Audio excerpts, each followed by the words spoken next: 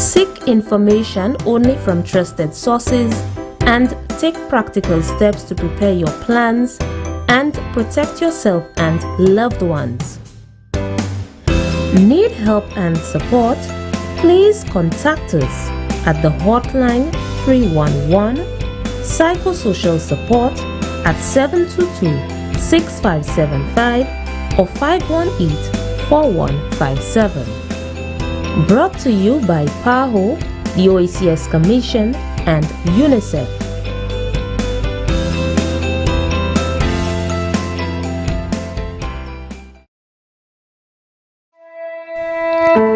The opinions expressed on this TV program by the hosts, co-hosts, guests, and call-in listeners or chatters are solely the opinions and responsibility of the original source who expressed them. They do not necessarily represent the opinions of UTV or its affiliates.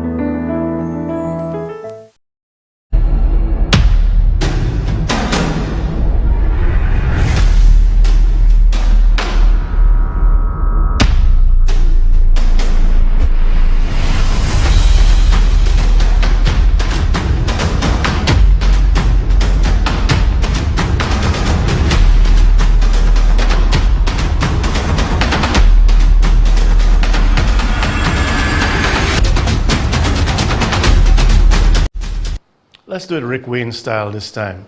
Hello again, St. Lucia. This is not chicken. This is not fish. This is the Revolution.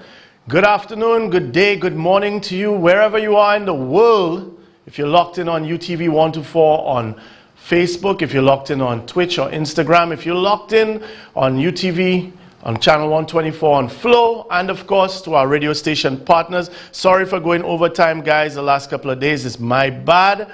Of course to the DJs down there. Hits Radio 92.1 in the north, 91.1 in the south. Of course, I'm thanking everyone for locking in, whether you're joining and tuning in for the first time or you've been a regular follower of the Revolution. Like I've said, if we make our decisions, especially when it comes to elections, based on red or yellow, we will miss the point once again and continue to spin top in mud. If we, however, base our decisions on right versus wrong, then maybe, just maybe, the revolution can happen. A revolution of the mind, which will follow with everything else that needs to happen. So folks, shout outs today, of course, shout outs to the folks over at French Row in Miku. Blessed love in sending shout outs to Uncle Juban and his wife coming from Empress Bobo. Birthday greetings going out to Joseph Kyle Worrell of Belmont Dennery, wishing him God's richest blessings with great health, and many more birthdays to celebrate. Coming from his loving girlfriend, Nigella, also wishing everyone in the chat room, that being on Facebook, a wonderful day.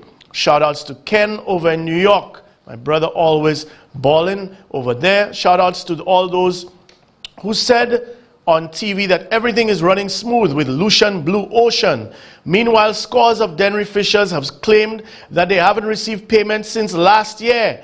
As of yesterday, the place was closed for purchasing of fish. Shout outs to the folks locked in over at Rockhall. And Rockhall has its own special history we have to tell, you know, one of these days. Shout outs going out to Christine from Ancillary, always locked in. Thank you very much. Shout outs to all the folks in Belvedere. I have Fede has been putting up electricity poles all last night up to 3 o'clock in the morning, boy. Snap elections? What you think? What you think? Yep, shout outs to all those locked in from Top of the World, Marisil, Sanssouci, Jetwin, New Development, Soufrière, Bocage, Black Bay, Wavin Macoc, Grosley Town, Montfortune, Masque, Fiat, Touge, Bagatelle, L'Abbaye Bexor, Badini, Marigot, Bel-Air, Formagé, Gara, Egad Lands, Larissus, Redwy Orchard, Patience, Debarra, Piero, Balata, Richford, and York Hill. Yep, shout outs to those joining the revolution from New York, New Jersey, Maryland, and Boston, Massachusetts, as well as New England. Advanced birthday greetings going out, and 10 tomorrow, Miss Olive Thomas of Cicero. Greetings coming from your husband, family, and friends, sharing all their love, wishing that God continues to bestow all his blessings on you. Shout outs going out to Elijah from Grosley, better known as Pompey. Good afternoon to you. A great Revolution fan, Nano, and of course, Petty from Agad. Thank you all for locking in. Shout outs to those who are at Borderley Correctional Services and fighting for their health and their right to receive medical care. Hang in there and hold strong. This message coming from those members of the Solution Diaspora in Ottawa and also in Ontario, Canada. I would like to big up the father, I'm reading this as it's written. Chris, I would like to big up the father of our Prime Minister, Sir Michael Chasney, for disclosing to the nation on Tuesday night that he had connections to the New York Mafia back in the day. I didn't say it. He was the one who revealed it on GVD TV, their program called Against All Odds. For those who don't believe, you can check out the program. And before I read this, I had to go check it out to make sure. And he's right. Birthday greetings going out to one of St. Lucia's truly timeless beauties. I agree. Miss Jeanne Francis Francois, wishing you all God's richest blessings, long life, peace, love, and happiness coming from the family and so many friends, way too numerous to mention. But in truth, everybody in that Francois family, Hunter Francois line, everybody's good looking name. Yes, eh? Shout outs to Jason, aka Chico of Entrepot, always locked in. Shout outs to the multiple contacts to do the same job, man. That being Tony Nicholas, of course, government hack, Chasney hack, UWP hack extraordinaire, and of course, Cecily's son, along with Dr. Gail Gain Zaravillas. Folks, can you imagine that Gail asked for a list of all the equipment that was needed to retrofit and upgrade the Ministry of Education's editing, filming, videography capacity? And she took that list and got 2 of everything and put 1 of each in one of her villas, and she has those guys now. So whether she films at home or at work, she don't even need to go to work anymore. She can just pretend to be at work and film from her in Gail Zaravillas studio, and you won't know whether it's today or yesterday. Isn't that fantastic? And who paid for all that equipment? The state paid for equipment at your home. And since when can people run businesses out of the villas? So if I buy a villa, I can just open and put a chicken van there. And okay, all right. Lastly, folks, but not a shout out, I want to send a caution to Mr. Mo Butts Williams. This morning on your radio show, you said something to the effect, well, I listened to it there afterward, that people were complaining that NSDC hadn't gotten paid and they were wrong, and NSDC check was ready from weeks before, over a week before, and it was the people that were not coming to check for their check. Because what happens with NSDC, National Skills Development Corporation, is that they get a subvention from government, not for the full operating costs and salaries, but for part. The rest they have to generate through the courses that they do and the money, that the income that they bring in. Now, folks, under Stephenson King and Kenny Anthony, way back to Sir John, NSDC always got its subventions between the 15th, the 20th, you know, so that they could make payday on the 25th. But NSDC has been consistently neglected by the Chasney administration after taking money from them to give to CHTTI, Guy's wife and her cousin's school that was never even accredited. On top of that, to add insult to injury, at times when things are so rough, not only did they not get their subvention on time, but by Mo Butts saying that this morning, the people who work there are kicking a riot because they wonder how come they cannot get paid. They keep having trouble to get paid. When the truth is that typically the NSDC people have to go to Treasury, just like many of you who have to go through the frustration of going to Treasury and go up and down to try to get their subvention. Sadly, Norbert is wrong again, another lie, saying that the checks were ready from before the 25th. The check was not ready before the 25th, was not ready on the 25th, on the 26th, 27th, 28th. The check was ready on the 2nd of March, and that is why payments are late once again for NSDC.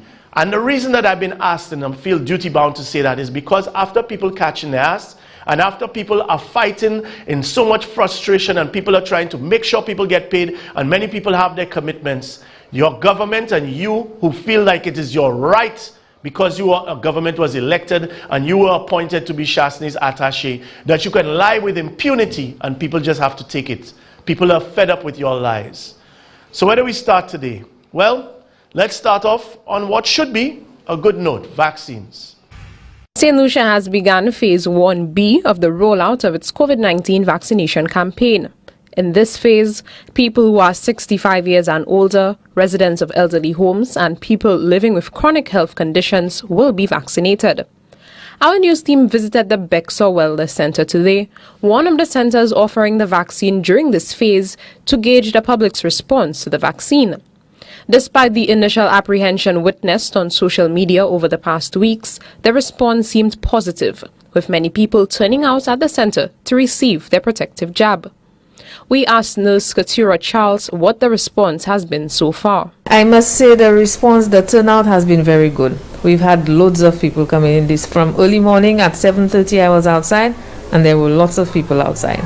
So if St. Lucians think that we're not successful in vaccinating, yes, we are very successful. A lot of people have been taking the vaccine.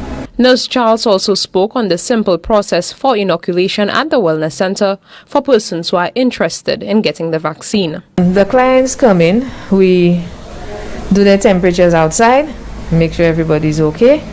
Then they come in and we register them in the system. After they've been registered, they go into whichever nurse is available so they could get the vaccine, they could get the jab. And it's not difficult if you only follow whatever it is we're doing, then everything will go smoothly, and everything has been going rather smoothly. A little glitch here and there, but everything is going on smoothly. The Choice News team also spoke to several people at the site this morning. Some of them were still waiting to register to get the vaccine. For me, it's just like doing a flu vaccine every year, and that's it. And I think that I'm protecting myself and my family by taking it. No, seriously, I think we have to protect each other. Because they go and back, protecting. when they're not vaccinated, they go back home with so many. You never know what you're carrying. So, and I live in New York, so. I live in New York too, and I'm getting mine here before I go back. I decided to take the vaccine because I live alone, and I usually go out and do my shopping. So for this reason, I have to, if I can get it, I have to try to get it. Because if I get the virus, I don't have no one to take care of me. And it seems that I won't have any much chances because I'm frail already. Others who had taken the vaccine had to wait 15 minutes for observation before they could leave. Well, I have to be inoculated. It's the way of the world. I'm an international traveler. How would I move around? I am thinking at some point for me to visit some other country, they would ask if I was inoculated. Yeah. So. What about a lot of the fears that people have, that people saying all kinds of things about the vaccine? Misinformation. That's it. I'm not misinformed. Oh, put it for him? Yeah. Oh, while he's talking. All right. Yes. Do you think that we're doing a good job so far in controlling and spreading information about the vaccine? Well, yes, and I've been doing my own set of research and educating myself. So far, yeah, I got a vaccine in a relatively short time. So I must say it's been an excellent experience. What would you say to people out there to encourage them to take the vaccine? Oh, do your research, but you must be inoculated at some point. You must be vaccinated. There's a lot of hype out there. You can distinguish the hype from the facts. The facts remain that I'm one step closer in protecting myself and my loved ones. Because I think it is important that I take it. I listen to the doctors like Fauci and those fellas, and they are recommending it, so I myself stay away from it. Good. Did you have any fears at all? No, never have I had any fears, never. No fears? Nope. What would you say to people out there to encourage them? Well, all I will tell them to protect themselves, their family, and the people of St. Lucia. Get the vaccine. Finally, we asked Nurse Charles what her response was to the apprehension from the public and how she would allay their fears. Well, for the amount of people who've taken the vaccine in St. Lucia, nothing has happened as yet, except for the side effects which were all documented. The body pain, the headache, the fever, the joint pain. And you just take some Panadol round the clock, 4 to 6 hours, and you'll be fine. Maybe the next day or the next 2 days you'll be okay. So there's nothing really to be afraid of. We have had no adverse reactions per se, none that we have documented or none that I know about. So the vaccine is safe. I can say it's okay. Everybody can come for it. Vaccination will continue at various wellness centers and other locations in the coming weeks. The public is encouraged to pre-register via the online platform hmi.govt.lc or at the community wellness center nearest to you. Now, folks, the best part about the vaccine is that you have the choice and the option to take it or to not take it. You heard the nurse say that there have not been any majorly adverse reactions, but then the caveat is, as yet, there is always going to be a certain amount of risk to taking it, as well as the risk of not taking it. And the fact is, there are multiple vaccines. You've heard people like Dr. Stephen King explain. And there is a need for public education so people can make an informed decision. Now, I'm happy to see communities across the island getting vaccines offered, as opposed to it being stuck, let's say, in the north, or being stuck to one class of people and so on. But at the same time, there are certain questions that I have. First of all, if y'all are the ones saying that if there are limited doses and there are multiple use vials, then I understand the need and the rush and the urgency to get the vaccine out. But if you all have low turnout anywhere, doesn't that represent to you all a lack of communication in encouraging people to come out in terms of the information dissemination, the public sensitization and so on? That's part one. Part two, why can't at the exact time, and I'm happy to see them in community centers and I'm happy to see the mass rollout, but why not give a certain amount to doctors? Because many people should and would need to consult their doctor before they take the vaccine. And also they would be more comfortable and be able to ask the relevant questions. So why not give it to people who would like or prefer to go to their private doctor to get the vaccine, while at the same time those who are willing to go to the community center can go, so that you have some sort of, how should I call it, filters, so that you can help the public education campaign at the same time. Why does it have to be exclusively, even if it's 10,000 doses and rah. Now, that said, I am happy if this is in an effort to make this whole thing equitable around the island. But I must say to Prime Minister Shasney, I thought, and it's an indictment on him and maybe on us, Tiroshe Miku is the stronghold of the United Workers' Party, developed by Sir John and continued up to Arson James. And I don't have a problem with going and do vaccinations in Miku, in Deriso, just like if it's Castries, Grosley, whatever. But you mean to tell me, you go and bring KFC, you go and buy Kentucky Fried Chicken as if the people never see Kentucky Fried Chicken in order to get people to come and take the vaccine? That's you, that's us. That's where we're at in St. Lucia. That what Tiroshe, they never go to Viewfort and get KFC. Nobody ever. So you go and buy a whole set of KFC, come with your entourage, and giving people KFC for them to take the vaccine. Boy, the way that you think of us, it says a lot about us if we put you there and if we keep you there. I'm the leader of the opposition now because I want to deal with the part about equitable distribution once again.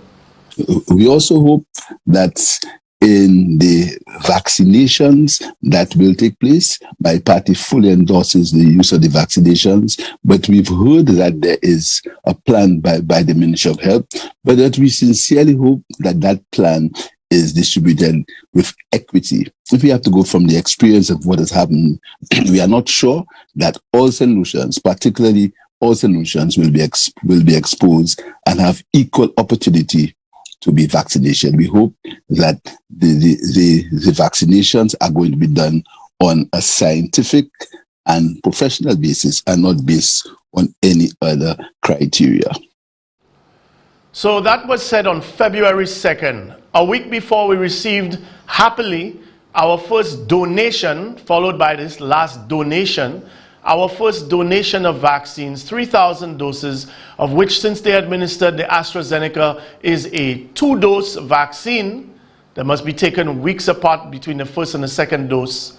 Then the 3,000 ends up being 1,500 doses. And remember, we have about 1,200 police officers, not counting the COVID wardens, which is 170 something. We have over 440 nurses, over 200 plus firefighters, ambulance techs. We also have a number of people that are in harm's way, not only in the hotels, also minibus drivers, also airport and SLASPA staff at our various ports of entry. I chose to allow the frontline workers, the people who are directly involved, and then when the government has a vaccination plan for the country, I will take the vaccine.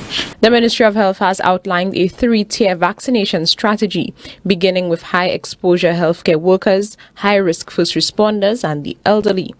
PAHO's director says that this is the right way to go about vaccinating. Our first priority is to save lives. And so that's why the first deployment of vaccines should go to those who are most vulnerable, like our healthcare workers and the elderly, who are more at risk.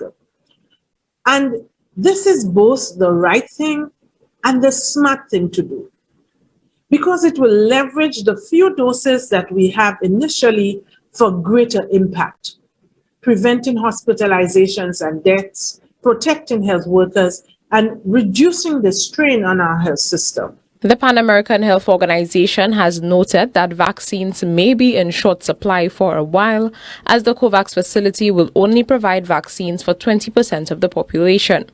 Considering this, Dr. Etienne says that vaccine distribution must be equitable. We must emphasize, however, that access to COVID-19 vaccines should not be a privilege for a few. Nurses and doctors are irreplaceable. Firemen and ambulance drivers and our policemen are irreplaceable. These are not things where you can just go and find somebody else to be able to replace them with. So the experience that they have, the teaching, the education that they have, these are not easily replaceable. So being able to come out and protect them right now is also a way of protecting all solutions. Nurses and doctors are irreplaceable. Firemen and ambulance drivers and our policemen are irreplaceable. These are not things where you can just go and find somebody else to be able to replace them with. So the experience that they have, the teaching, the education that they have, these are not easily replaceable. So being able to come out and protect them right now is also a way of protecting all solutions. When up to yesterday, several medical professionals have not been vaccinated, and we have government employees whose political allegiance is to the United Workers' Party being vaccinated, the Prime Minister has a duty to come out and explain that. He must come out and explain how is it that regular people, and I use the word regular advisedly, which is not to suggest anybody is less than anybody else, in the context that we are speaking. It was blasted all over Facebook with pictures of regular public servants whose political allegiance is known getting the vaccine before doctors, before nurses, before police officers, before prison officers, before fire officers. No matter who you support, that cannot be right. And I have to make sure that you understand, that's one thing Claudius has slightly wrong. Dale is not even a public servant. He's not a public servant. The job that he does is superfluous because the ministries of education, the Ministry of Health, all have actual videographers, and they have a PR unit where they have equipment, editing facilities, and everything. He is paid through the government as a UWP operative to do propaganda work for the United Workers' Party, which is in government. So he has absolutely no standing there. He's not a first responder. He's not a firefighter, he's not a nurse, he's not a doctor, he's not anything of any standing more than you or I, except that he is a UWP hack extraordinaire, no matter who he beats, no matter what he does. Now, here comes the coordinated defense, because obviously the optics of this are horrible and unmistakably wrong, plain wrong. But these guys, even though they know they can't put shit back in a horse, they try. The Ministry of Health's COVID-19 vaccination campaign has brought with it much scrutiny. According to talk show host Claudius Francis, known government supporters were given special treatment and were vaccinated ahead of frontline workers.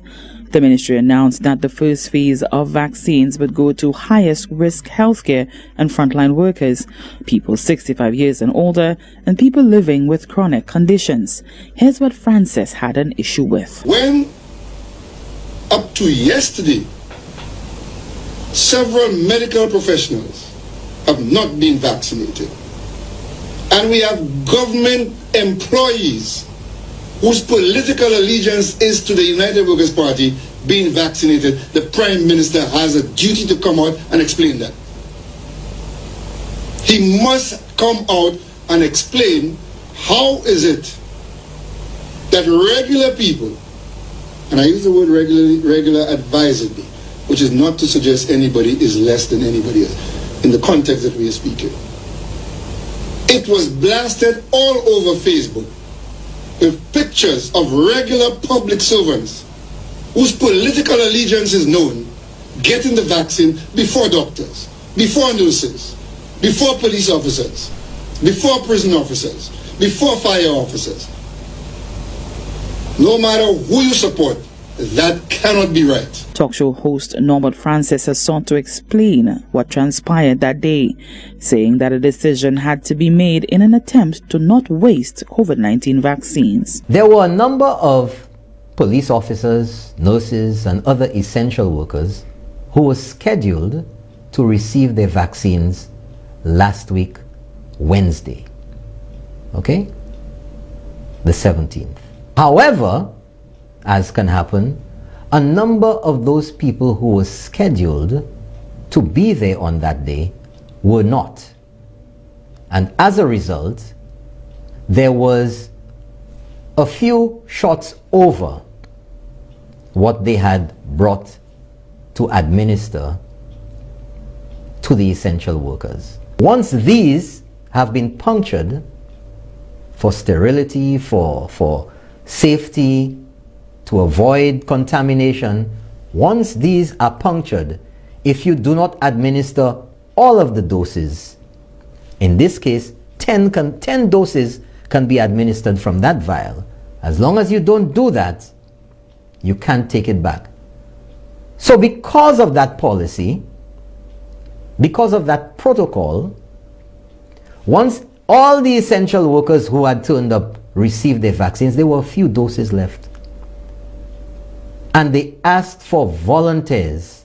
Anybody here who would like to get the vaccine, we will give it to you. The National Immunization Manager Tekla Jabatis confirmed last week that indeed the ministry will take the opportunity to vaccinate others on any particular day once all those within the vaccination group are dealt with and doses are left over. So then you have to ask yourself, doesn't this truly expose just how unprepared the health apparatus is with regards to the vaccine distribution process?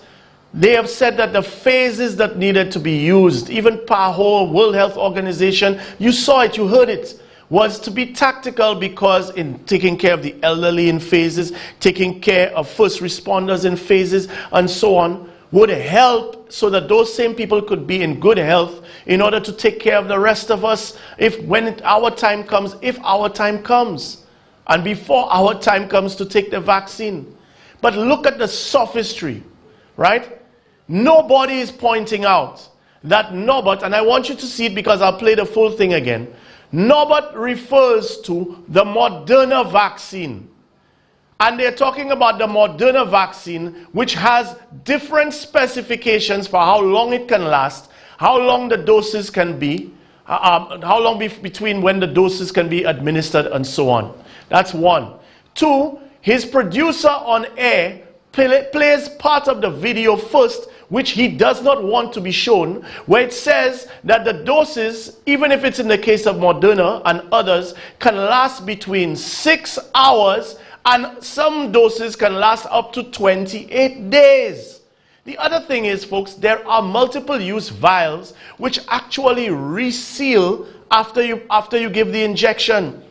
But more importantly, is that they never specified whether indeed it was only multiple use that they were using. So I want you to listen and see it for yourself.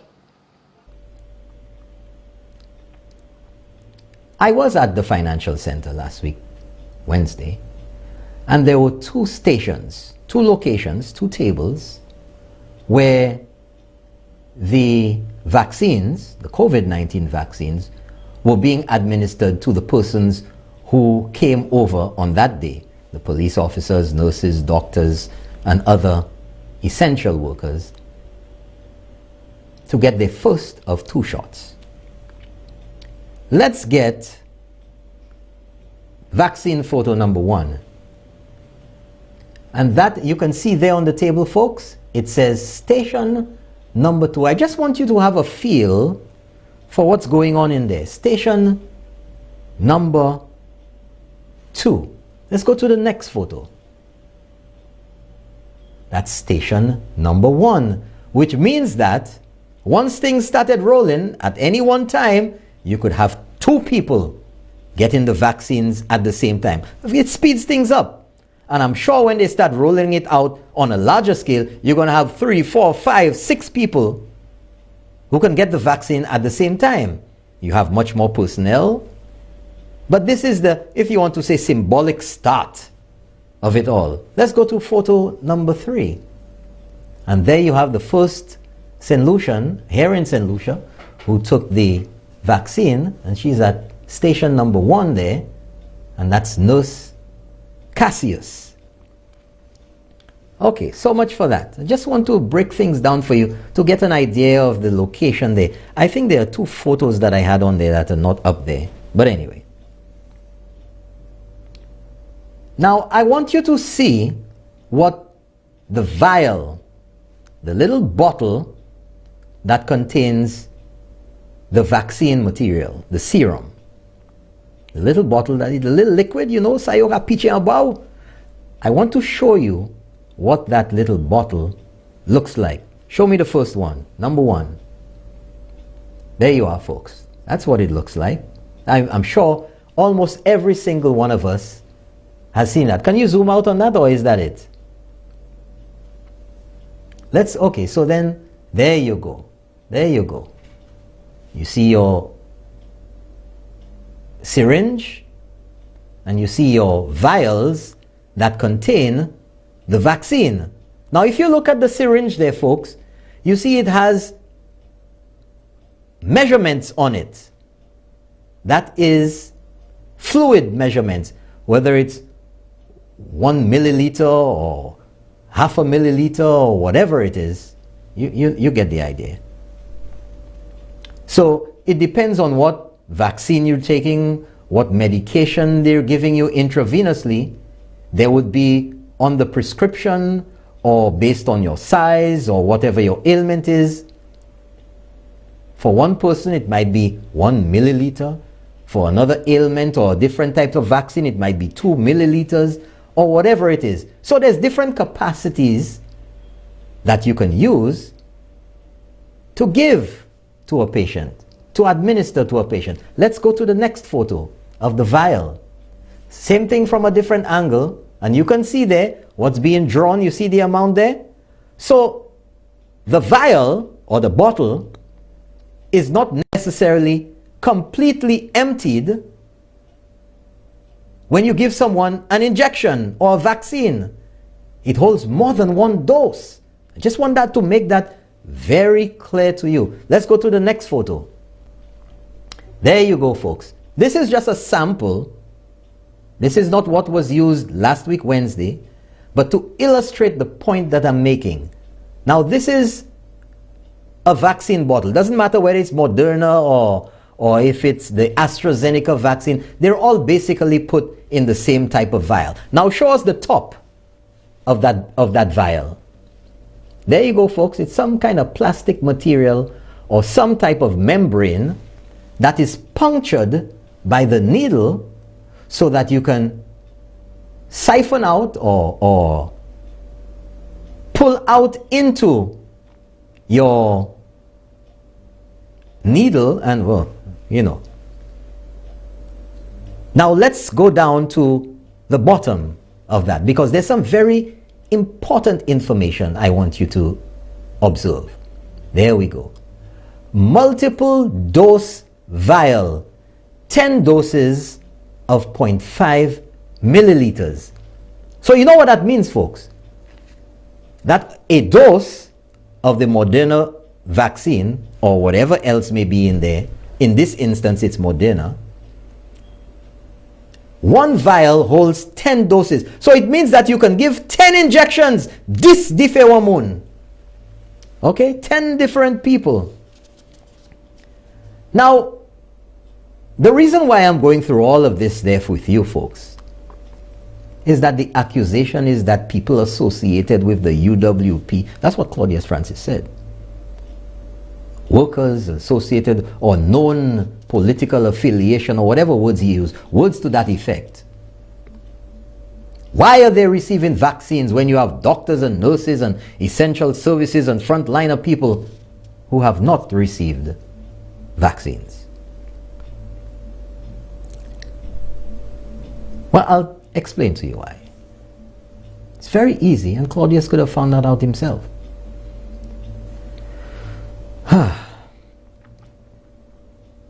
There were a number of police officers, nurses, and other essential workers who were scheduled to receive their vaccines last week, Wednesday.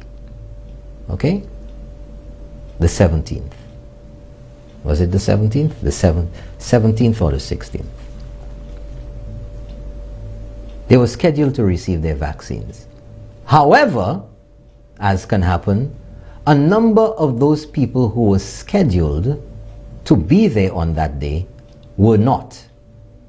And as a result, there was a few shots over what they had brought to administer to the essential workers. And one of the policies here in St. Lucia, and particularly with the COVID-19 vaccine, which started rolling out last week, Wednesday, is that once that vial, put up that last vial with the Moderna vaccine, once that vial is punctured, show the top again, show the top of that vial, scroll down, let them see. Once that plastic top or the membrane at the top there is punctured by a needle, you cannot go back with it. It's just like you go to the supermarket and you buy some items and it says once you open, use within 2 days or something. Once these have been punctured for sterility, for safety, to avoid contamination, once these are punctured, if you do not administer all of the doses, in this case 10 doses can be administered from that vial. As long as you don't do that, you can't take it back.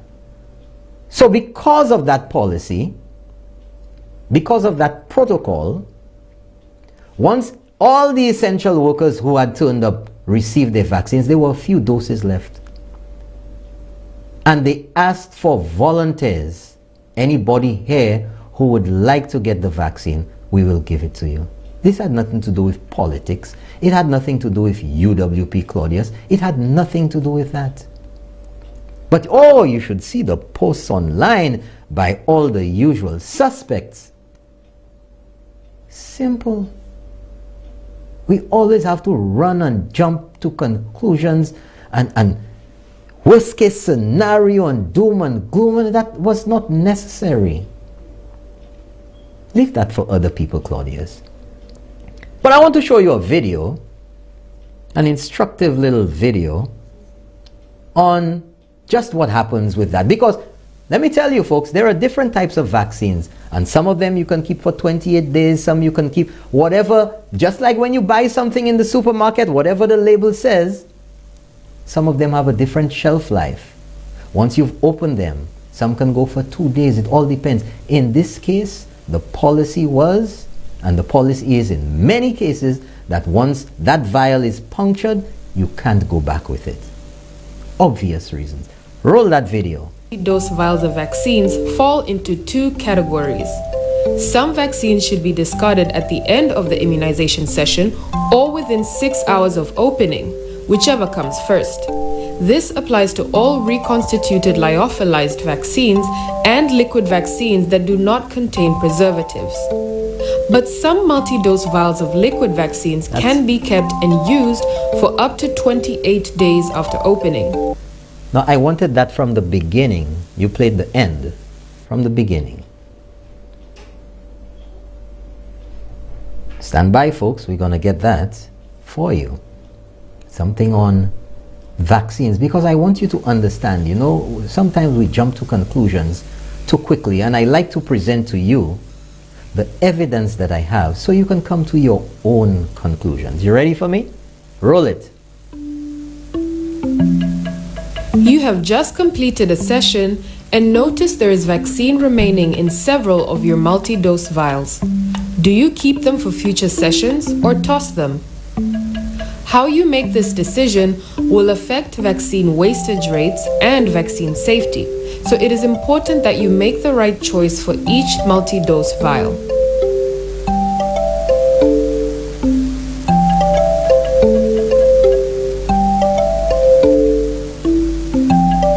In this video, we will review the WHO Multi-Dose Vial Policy, or MDVP, and how this policy affects decisions about whether to keep and when to use opened multi-dose vials. Based on the MDVP, opened multi-dose vials of vaccines fall into two categories. Some vaccines should be discarded at the end of the immunization session or within 6 hours of opening. Okay, that's it. First. That's it. That's good enough. We got to that a while ago. So you get it, folks. Very. So, why was it important to play all of that? So you can see it, and you also have the tools to break it down. First of all, why would a government operative, knowing that all the vaccines that we have gotten by donation and that we are trying to procure, AstraZeneca, put out propaganda about the Moderna vaccine? That's part one. Part two, when he has to have a video played, they play the last part first, which tells you that according to the WHO, which is a separate video, that it says all vaccines are either multi-dose, multi-use vaccine vials, are either for 6 hours is the minimum, 6 hours is the minimum after the vial is opened, or up to 28 days. So between 6 hours and 28 days. Now, if you don't notice, Norbert actually proves the point at the very beginning of his statement, right? And he didn't even know. Now, I also have to clarify, in the same way that I'm not a doctor, Norbert is not a doctor. I mean, yes, he likes to take his pricks here and there, but that doesn't mean he knows anything about actual injections or immunizations. That said, I want us to think about the excuse that is being given. So I want to show the financial center building. This building here, right? And I want to show the other photo. This is where they said that they gave the vaccines, right? This is a stone's throw away from the waterfront and everything else. Well, it's on the waterfront, by fisheries, by Point Seraphim, in Castries. And let's come off of that. What is the greatest concentration of public servants? Where is that ever higher than in Castries Central? The Ministry of Health on the waterfront. Public servants on the waterfront. In the financial center building, there are public servants. If you want to get health people, you can get within the proximity the Laclery Health Center. Red Cross at VG, right? A couple 100 yards. You have 6 hours, and it shows also bad planning if you have a vaccine rollout, critical vaccine. You have 1,500 doses, and you do not have a contingency plan for if people don't show up. So if you're having a fete, you're only going to invite 50 people, knowing that by probability 40, 30 might come, whatever, and you don't have a plan B for that. But Norbert himself exposes it by saying that he was in attendance. So Norbert, if you were in attendance, why didn't you take the vaccine? If it was just, hey, we don't want to waste it, take the Lewester. Everybody take the Lewester. Are we genuinely pretending, St. Lucia, that you cannot get that you could not get public servants from the waterfront government buildings, whether it's Ministry of Education, Ministry of Health, Office of the Prime Minister, from the Laclery Health Center, from Castries Health Center, from the VH Respiratory Clinic, which is less than a mile and a half away, from OKEU, from so many places, 1,200 police officers. You have hundreds of nurses, all these people. And you see now what they're doing now to smooth it out. It's happening right now at the Financial Center building. What they do, they call in people and they say, boy, you are a celebrity, we want you to come. So Jade come, Yadi come, Jimmy come and take the vaccine. And they tell you it's to help. And you know people want to immunize themselves. So they'll say, well, boy, I go in and take the vaccine because they think it'll be good to promote people taking a new stuff for the vaccine because, you know, I'll help market it. When the truth is, they more than likely just want to take the vaccine. Now you see me? My issue is not taking the vaccine. But if I know there are limited doses, 10,000, 20,000, whatever, I am afraid not of taking the vaccine. I am afraid to go and take the vaccine under these people's bullshit, knowing that the day I take the vaccine, what happens if they do not get the other shipments in time? And my parents do not get the vaccine, or my daughter doesn't get the vaccine, or some other loved one, family or friend. So for me, after the first responders take it, after the seniors take it, and after everybody else who wants to take it can take it, I will not stay there and believe and have faith that this government has so many more vaccines coming in, when if you haven't noticed, the first 2 sets of vaccine that they're giving out even today are donations that they did not even plan for. None of Chasney's magical networking has brought in jack shit. What you have there are donations. But again, I just want you to see for yourself as we close this segment. If you believe that UWP hack extraordinaire Dale was right to get the vaccine before first responders because they could not find anybody in close proximity, I'm letting you look at Castries again and pretend that you don't know. Look at the Financial Center building and tell me if you cannot see within literally 5-10 minutes walking distance how many other first responders could have been brought there to get the vaccine. I tell you that's how we get it on jamming in the band. We don't give a damn shit, we drinking rum, do it just for fun. I tell with me neighbor, neighbor. I drink with me neighbor, neighbor. I fed with me neighbor. Say cannibal is the time we come together. With me neighbor, neighbor. I fed with me neighbor, neighbor. I drink with me neighbor, neighbor. Oh.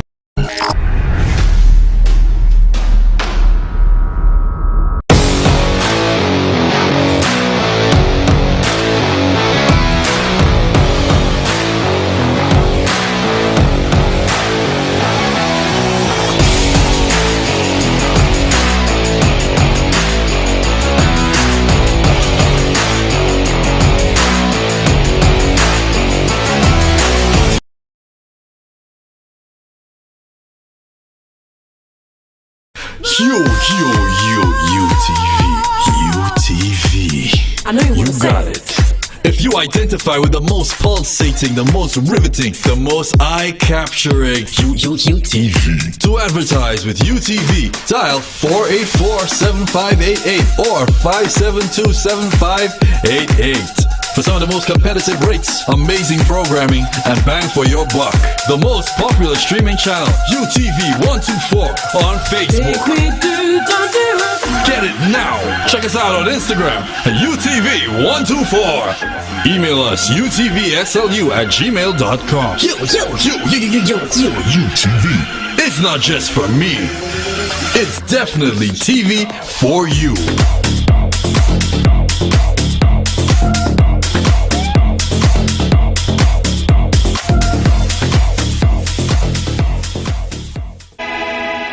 La vaccine COVID wive Saint Lucie, ekse pou moun ki an l'âge 18 l'année et moutan, moun ki ka travay a département santé ki wiskab, dokte, nos, polis, pompier, moun ki ni pisadou, kanser, batman chè, presha, l'oppression, epi moun ki an l'âge 65 l'année et moutan.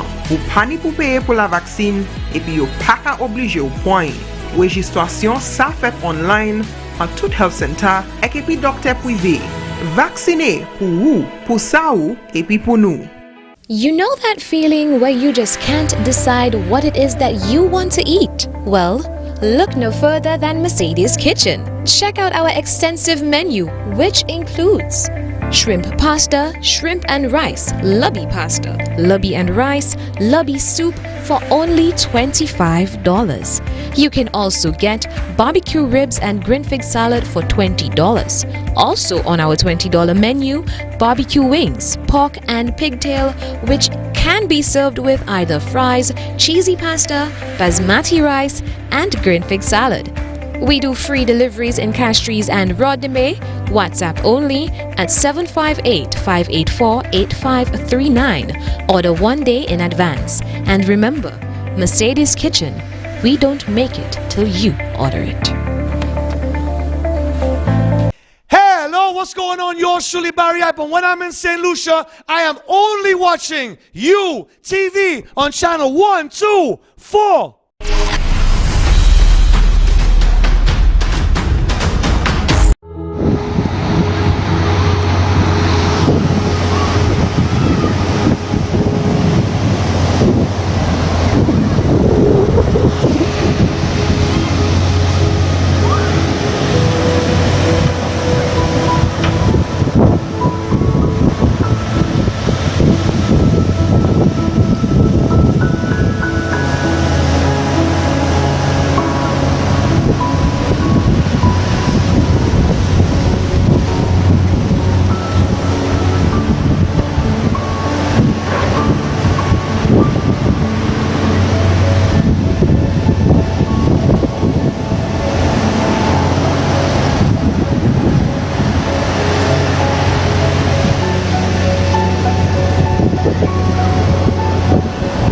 Everybody nowadays has a mobile device, a cell phone,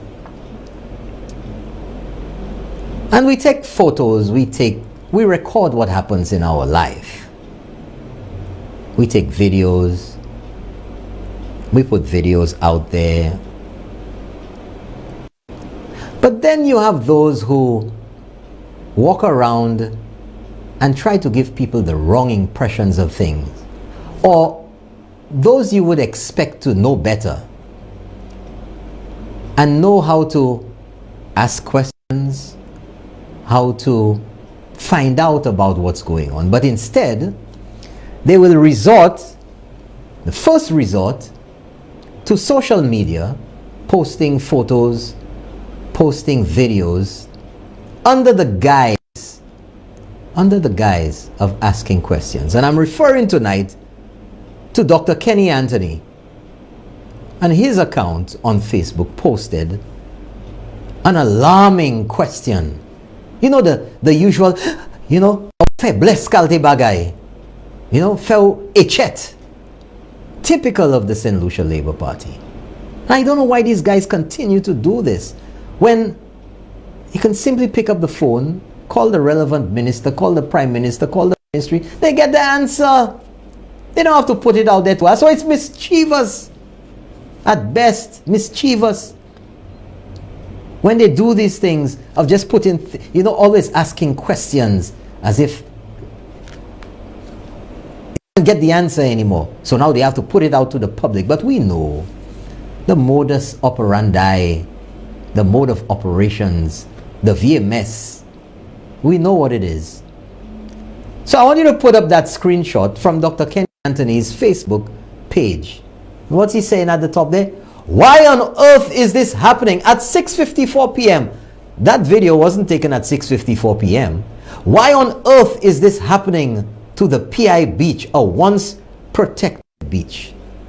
Now, folks, having been the Prime Minister of St. Lucia for 15 years, I think Dr. Kenny Anthony would know better or more than the regular man in the street.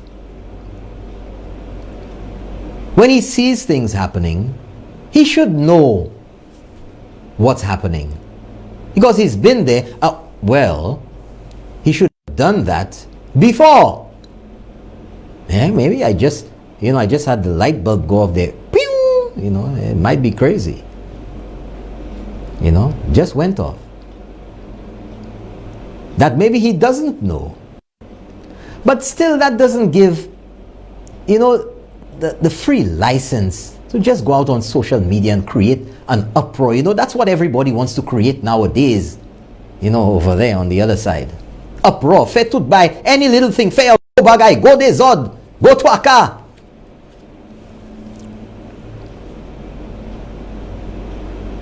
And what he's alluding to there, as if, my gosh, what is going on, is such, or has such a simple explanation, and could have been so easily found out, because he's a representative of the people, at least in Viewfort South. And if Dr. Kenny Anthony didn't know, he should call the rep for the area to find out. I mean, this is such a simple explanation to what is going on there. You think somebody would come there with a backhoe like that, pile it high like the pitons, devant tout le monde là, gwan la journée, moun ka vole sable ou soué kohan. Gwan la journée kohan. Come on, man. Come on, man. We got to do better in this place, man. This foolishness needs to stop. It really needs to stop. What's the motivation in trying to hype up doom and gloom kind of story and let people's imaginations run wild? Is it politics? I mean, come on, man. Come on. You telling me a man who's been Prime Minister for 3 terms cannot figure out that something is actually going on there? That somebody would be so daring to come out with a backhoe on the beach within view of everybody like that, digging sand pile high. I mean, did he ask any questions of the person who sent that video to him, or whether he took it himself? Did he observe, make an observation of what's going on? Because the reason for that, folks, the wave action pushes up sand, blocks the mouth of the river. If the mouth of the river is blocked, what happens? You have rain, you have heavy rains. It's going to flood upstream because the water is not going into the ocean. I mean, that's so simple, it's ridiculous. Just came down to find out what's going on, that's it. I've never been here before. What coming here? Because my mum asked me. Someone asked a question and up with you. Listen to the way you swear. You're swearing at me and I just asked a question. Jesus Christ. Good night, you're on the air. Let's keep it real. Mr. William, how are you? Yes, good night, sir. I don't know how some people must. If wrong is wrong, wrong is wrong. Check what Dr. Anthony just forward on Facebook. Okay? An excavator is unblocking a river in Chosen, whereby you don't care, as a former prime minister and as a parliamentary rep for Viewfort, you don't even care if the sun blocks the river and when it rains, that the water cannot get to the ocean and the whole town of Chosen get flooded and drown everybody there. But yet still you saying an excavator that is on choking the river, you say you blaming the government. I don't know what is the problem with these people. Seriously, no, Mr. William. Well, caller, you know, they will try to mal many people several.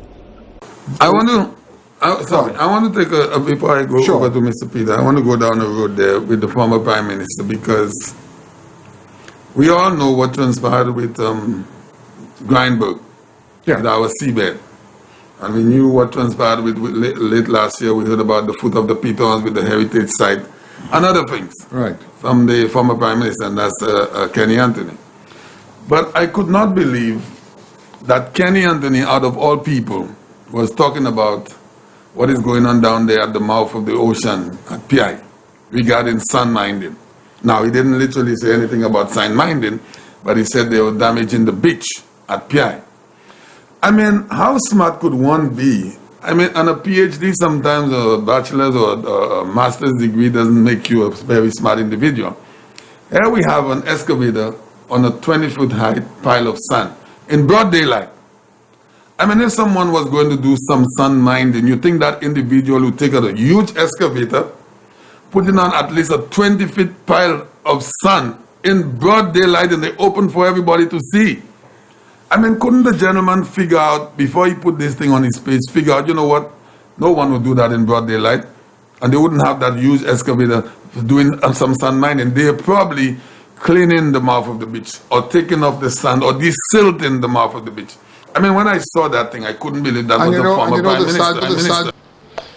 Blame Kenny, blame Kenny. Once you see something going wrong, it's the go-to tactic that has worked for 15 years. Just blame Kenny. Except that Kenny Anthony was dead right. Oh, it's the wave action, and it's not sand mining.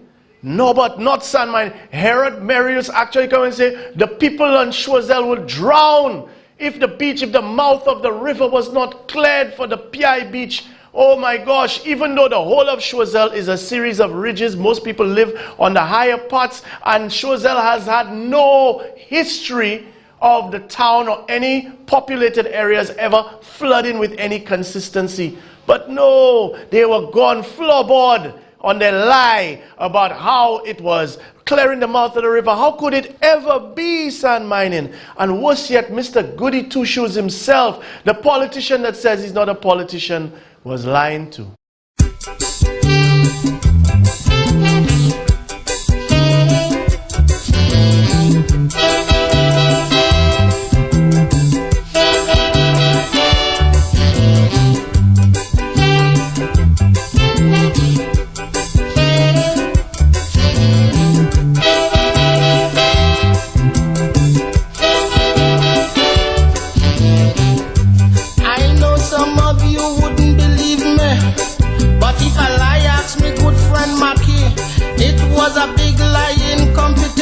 To see who they will crown as lion champion. Liars from all parts of the West Indies, big shot liars from all them foreign countries.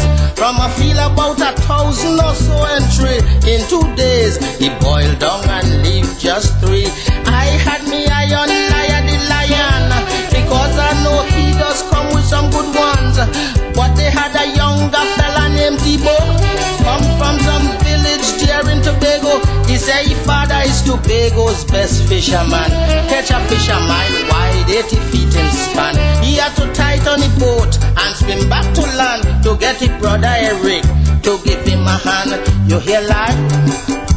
That is lie. Lie?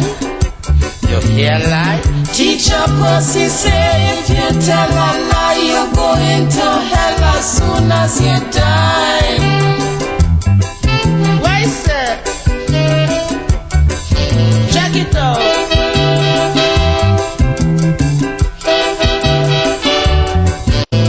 The representative for Choiseul Salty Bus, Bradley Felix, has spoken out on what most individuals have indicated is sand mining at the PI beach. Videos have gone viral of an excavator removing sand at the mouth of the beach. The MP gave an account of what has been transpiring and says all the noise is much ado about nothing.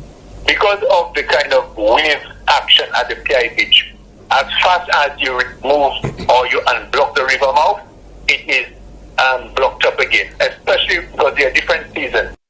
So in any event, the current desilting that's being done at PI, permission had been granted by the Ministry of Infrastructure. Okay, the intention was to, or is rather, to unblock the river mouth. Okay, also to do some desilting, and whoever is doing the work has been instructed to ensure that every day when they cutting away material, there's also significant spreading on the existing beach of material to ensure you build up the beach even more. Simple. But I hardly believe, folks, that this is the first time this has ever happened on the PI beach.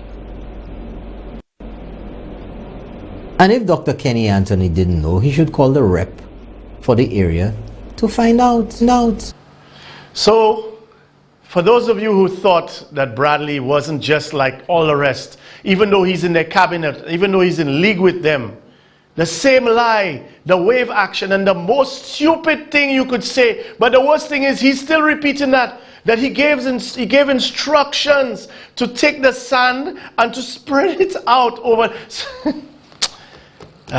So you desilting a river, and you're clearing the mouth of the river, and you say, put 12 grains of sand there, put 2 buckets of sand there, 2,000 grains of sand, spread it so, and nothing will happen, no wind, no wave, no water, when the tides are nothing, yeah, dab it, pat it, and you actually saying that to people? Bradley, people know you're not stupid, so what the hell is going on if you guys are messy? And who comes along to demot him? I mean, the guy is an old UWP faithful guy, right? And he's trying to protect Bradley, but sadly, he happened to tell the truth. Sand mining is illegal. Fines and prison sentences can be imposed for unauthorized sand mining. But that's not the case in PI Choiseul, where one construction firm has commenced a sand mining operation on Calumet Beach. Albert Jean-Baptiste is the chief engineer in the Ministry of Infrastructure and retains the authority to grant sand mining permits. In an interview with NBC Prime on Tuesday, Jean-Baptiste confirmed approval was granted to the local construction firm to extract sand from Calumet Beach. Yeah, the full process was followed. I did get a call from the district representative who indicated that they needed some time to carry out some work in Choiseul. I do not know if it's related to restoration of the playing field or something of that nature. I don't know, but he did call me and he indicated that the particular contractor would be submitting a request to mine some sand from the PI River mouth, and that the officers in the south had already looked at it. We got the pertinent information from the staff in the south, Engineer Passad, and I asked my secretary to do the necessary due diligence and prepare the permit, and that was issued to the contractor involved. Video of the sand mining operation unearthed renewed debate on the preservation of coastal habitats. Some PI residents have also cried foul.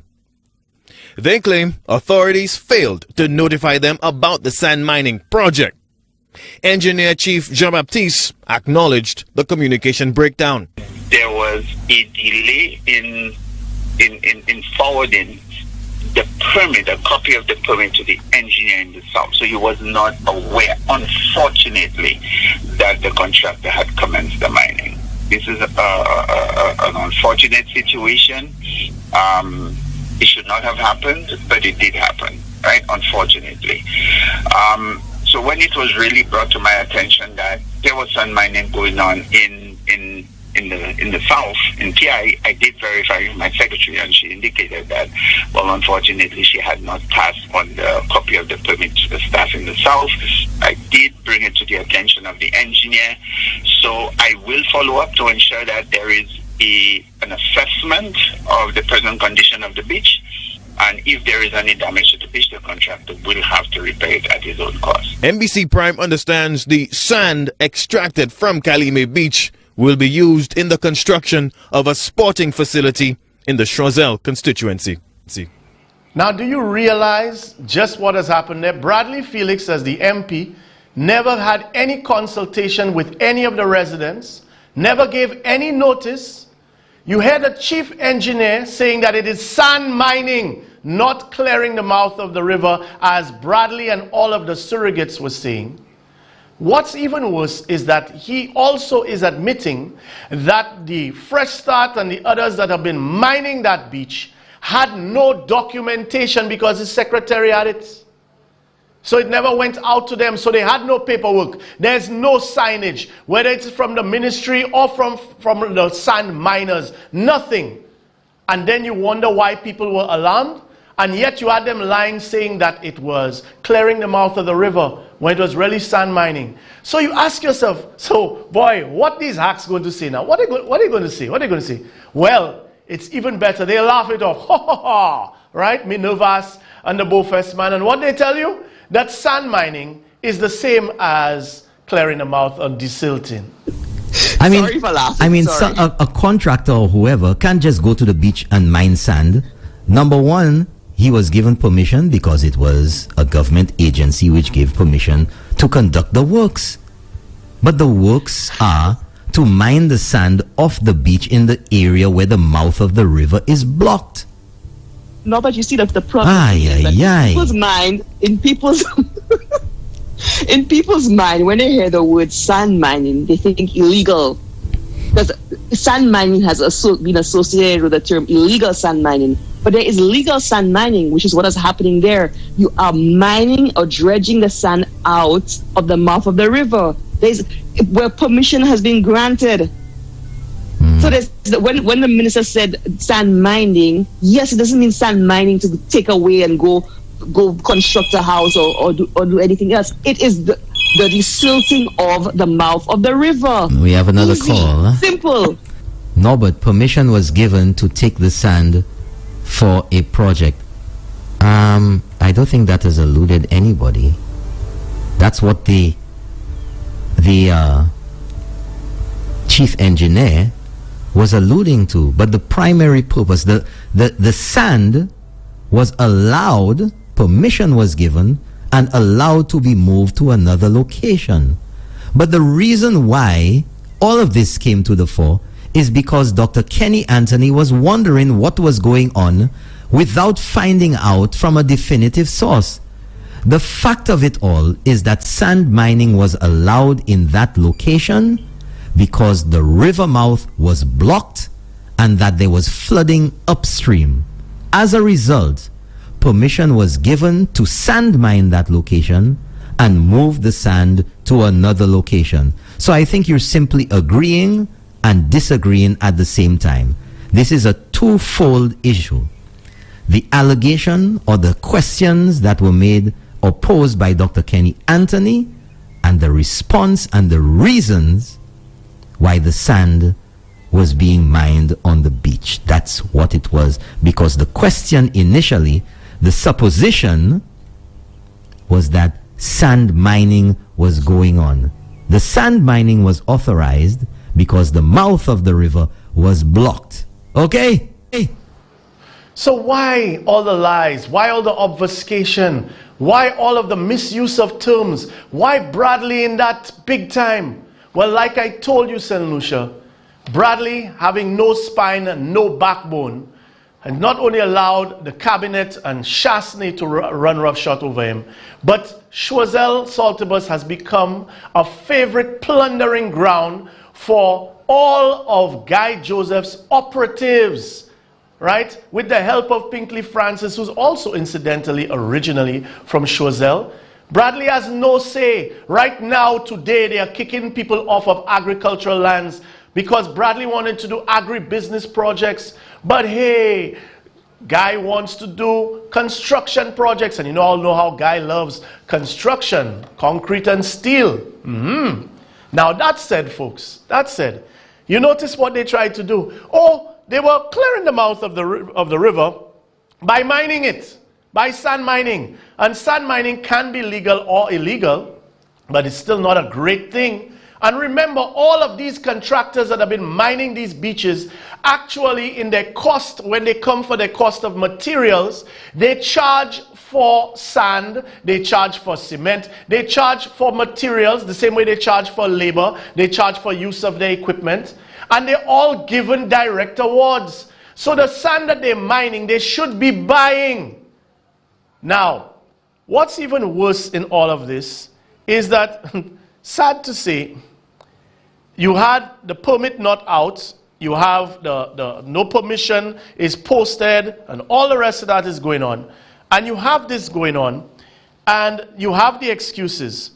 But then you hear Norbert say they just took the sand and they put it in another location. As if, you know, the sand was attacking people, you know, like the blob, or it was toxic waste, and they just put it somewhere. And then you try to rationalize it and say, well, Bradley is using it. The chief engineer himself admitted that he wasn't sure what it was to be used for. He heard it was for some playing field. And it would be good enough to be bad that they did not tell you they were sand mining for a Plainfield election project. But the truth is, sand from there is going all over the country. That's why I said, you have sand from PI being transported to Grosley. You have sand from PI going to Diamond in Soufrière. You have sand going to Micoud and Vieux-Fort. I told you, all of the contractors of Guy Joseph's favorite contractors are plundering the hell out of Choiseul. Need evidence, okay. Yes. Bradley, how can you tell the young people or have the young people to believe that you're going to stand up to Shastney, give you another chance, and the other time you go take on Shastney? You had an opportunity with DSH. You did not straighten him. You had opportunity for the hotel. You did not straighten him. You had an opportunity when they are destroying our patrimony at the Pitons. You did not say nothing. Bradley, you promised the youth of Choiseul a warehouse. If I come. Bradley, I was in Choiseul today. I see the field completed. I see you pile up sand by contractors' place. Bradley, I stopped in the PI gap. In the morning, trucks was moving out every 5 minutes, north and south. Bradley, in the afternoon, I pass. I see more sun than I saw in the morning. Bradley, in the afternoon, there were trucks moving at every 15 minutes out of that place. You want to say you're unblocking a river. Bradley, you expect the people, the young boys, that you put the sun on the field that is already leveled, my brother. That only need, maybe, I saw a grader grading it today. Bradley, you mean to tell me you will fool the young people in this next election for you, Bradley, to get a pension? Is a pension you're working for? You should have stayed in the bank, my brother. Yeah. So where are we now?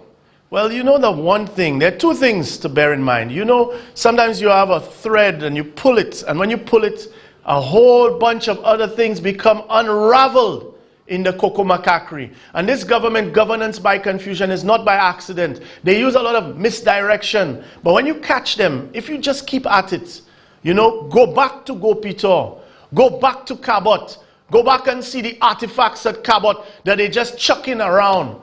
Go back to Gopitor for the fellas to tell you, hey, guys, aren't you come back there? Yes, I'm coming back there. So now comes the new one. Oh, but it's not new. It really isn't.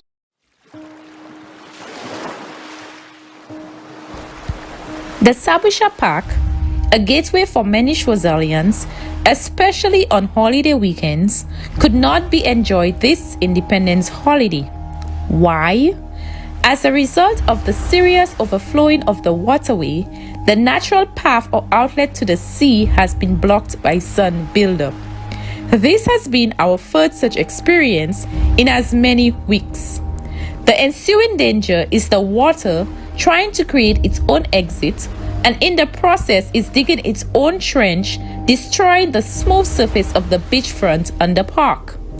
As a result of the debris and other rotting material, there will soon be a foul smell in the next few days and weeks. Should we therefore not desilt because of political opportunists in this silly season?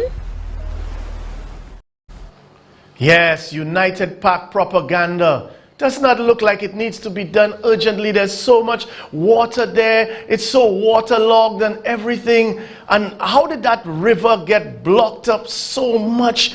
I wonder if anybody remembers any of that stuff. But of course, Bradley, you were around. You've been there.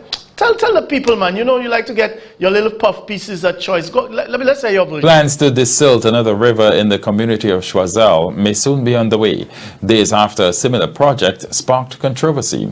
Nurse Charlemagne spoke to Bradley Felix, the parliamentary representative for the area, who explained what the issue is and why it needs fixing. Some residents of Choiseul and beachgoers alike were met with a big surprise on Independence Day as they met a swampy area where the Sabusha Beach Park once stood. As we have come to understand, a clogged riverway coupled with heavy showers resulted in the flat area being completely flooded out. This issue has been brought to the attention of the parliamentary representative for the area, who recently provided more detail. Sabusha has what we call a natural mangrove, and ever so often the buildup of sand at the mouth of that mangrove builds up to a point where the water does not flow freely into the sea, and whenever we have heavy downpours, the entire area gets flooded. In fact, it was one of the challenges that the developers identified that they would have to deal with in whatever development that was going to be done in the area. Hyatt Hotels and Territor Services are currently in the process of developing a large hotel on the site of the Sabusha Beach Park.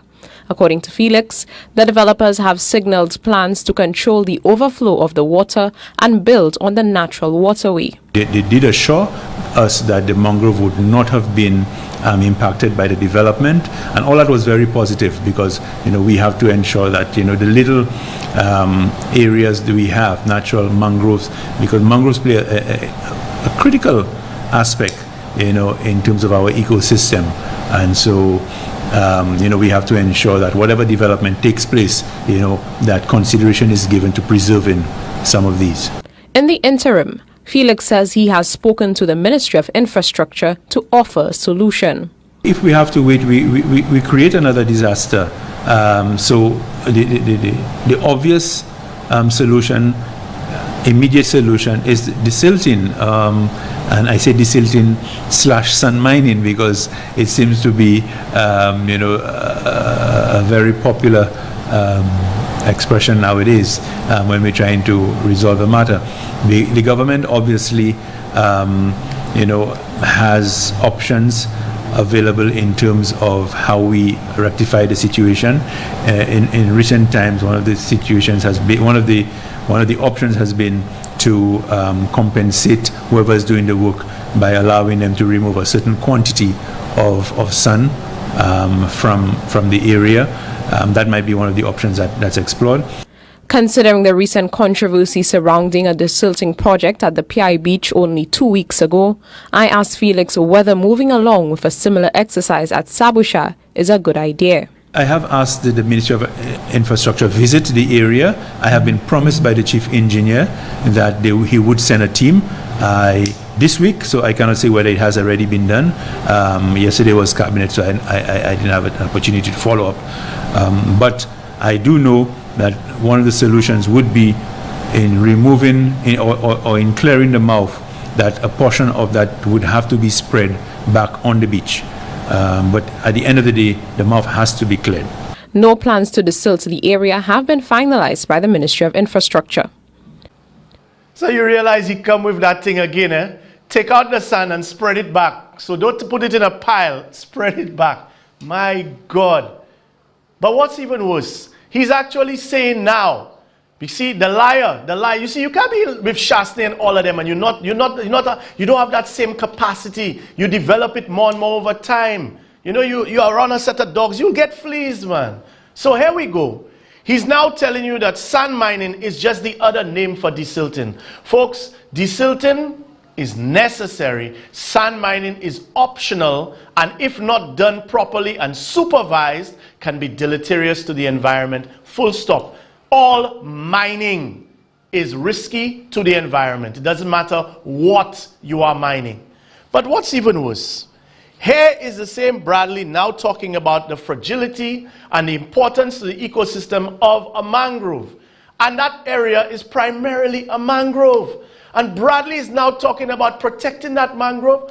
Bradley, you talking about protecting a mangrove again? I think people would remember very early last year seeing myself and the Prime Minister signing the agreement with DSH. And at the time, people were wondering how we were signing an agreement so early after coming into government. I need to indicate that when we first had a rapport with the principals of DSH, when we recognized what was on the table, we felt that this was an incredible deal for the South, and we felt we should not let this thing run away, and we decided to sign a framework agreement.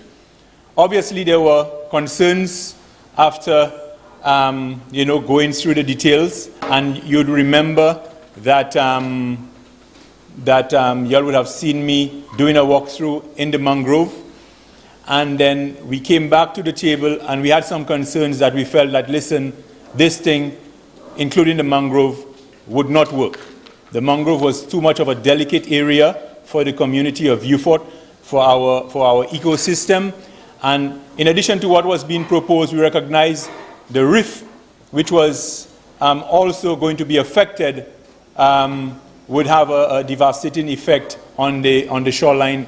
And so we decided we had to renegotiate.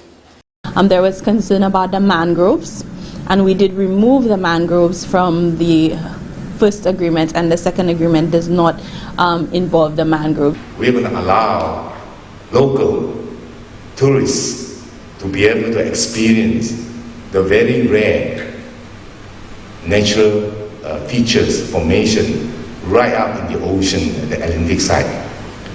But some environmentalists have expressed serious trepidations. If I can also call myself an environmentalist, I'm extremely concerned as to what happens with our natural resources. So obviously the questions were asked to the resource person from National Trust, and he indicated that the red mangrove, which is one of 4 types of mangroves, is rather a very small area compared to the inland mangroves, which would be even more affected from any design, any concept that's not properly thought out.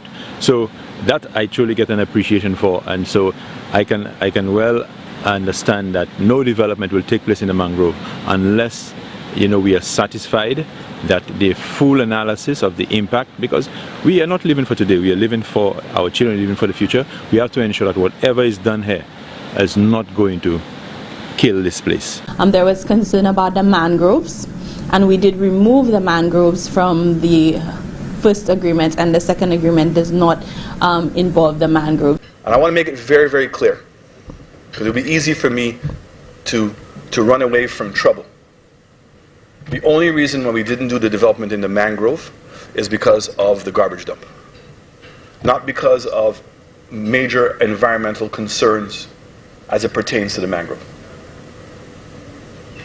I want to be very, very clear. So it means if we can get the garbage dump situation resolved, right, we may put the mangrove back on the table for looking at development. Japanese girl good, Chinese and Chinese girl them good. When I hear $1.6 billion, I hear China will take over.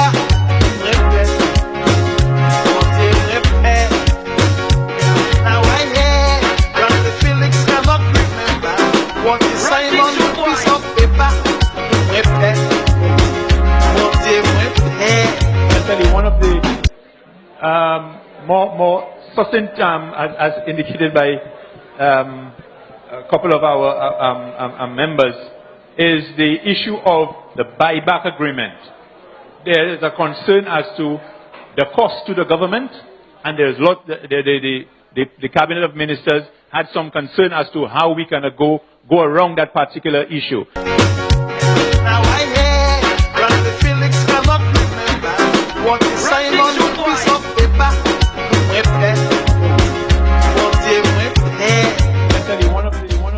So for all what Bradley said, for all of the nice flowery words and the nice demeanor, he failed, he capitulated under pure cowardice, never stood up, and the mangrove, which they said was taken out, was put back in, and St. Lucia's largest fish nursery, not St. Lucia, the OECS's largest fish nursery, providing Vieux Fort, which is the #1 fish landing port in St. Lucia, with 28% of the island's landed fish.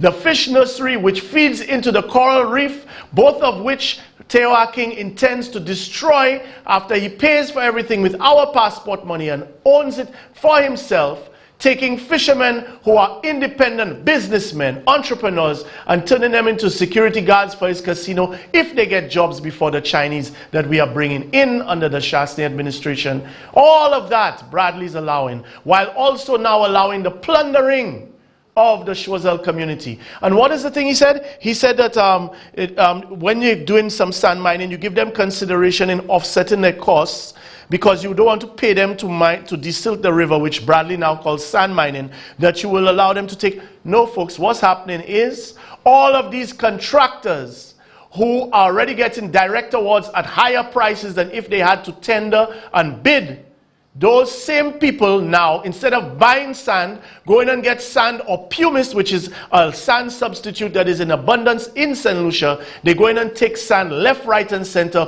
plundering Choiseul. So now, Bradley, we talked about, and I'm happy you went back to Sabuisha, and these disturbing flooded videos. One of the things that happens in St. Lucia, folks, all of the media houses, except for probably GVD TV, are based in the north of the country. And they give the reporters a vehicle allowance, a travel allowance. But let's face it, by the time, if they have to go out and get stories, you find that the South is undercovered, a lot of the stories. And if there's one thing this UWP administration has exploited, is the lack of press and media coverage of things that happen in the South. Whether it's at Kokodan, whether it's in Dennery or Miku, unless there's some major event, some major crime, some major flooding, something, they don't go down. And if they do, it takes them 2-3 days later. But that said, we'll get there. Because, Bradley, I'm happy that you raised Sabuisha. Because who was the person who allowed Sabuisha to be destroyed in the first place? Whatever blocking of the river, who was the one that allowed all that destruction from the GP group? And then, you yourself saying it, a mangrove naturally will have water come in and come out. Otherwise, it wouldn't be a mangrove, it wouldn't be a creek, it wouldn't be anything. It would just be dry land. So there's always supposed to be a certain amount of water, just like in Marigot. But no, you don't want to hear about the Marigot. Let's talk about GP Group. And let's read this. And I'll connect the dots for everybody. But Bradley, follow along. Consultancy, this is from the 10th of September 2018. Consultancy companies involved in grand corruption with EU funds and public procurement.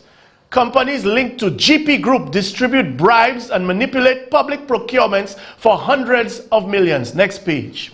Evidence of large-scale and widespread corruption in the European Union-funded projects emerges from a secret accounting of books of a network of consultancy firms linked to large construction companies. BVOL has obtained this non-public documentation for dozens of projects totaling hundreds of millions. These include accounting files with explicitly earmarked bribes. Next page. The revelations involve projects under the Regional Development, RDP, and the operational programs and the energy efficiency program. Consultants are directly benefiting from the so-called soft projects, external technical assistance under operational programs, project management and reporting, consultancies, awareness raising, research and impact assessment, publicity, etc. As a rule, there are for amounts ranging from several tens to several hundreds of thousands.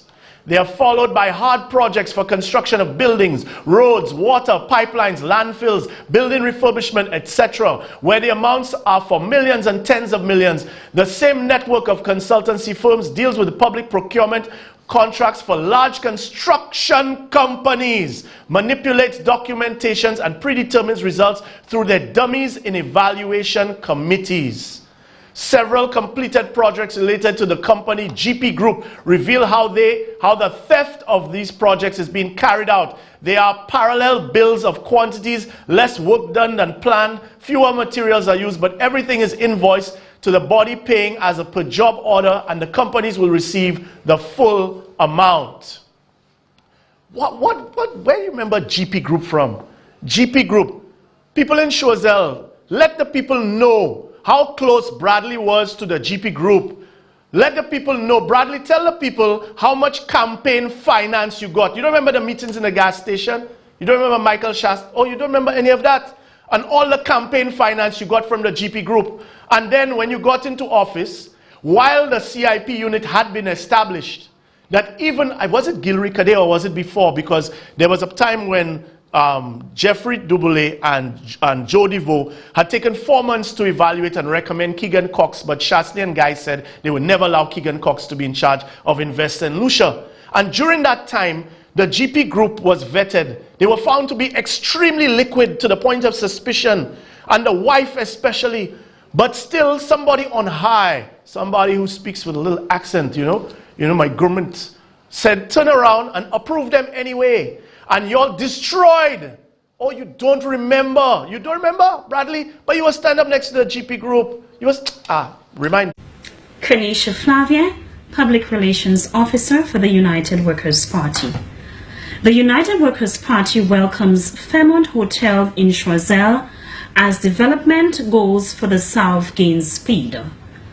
The United Workers' Party stands resolute with the government of St. Lucia in the overall development plan and the vision for the south of the island.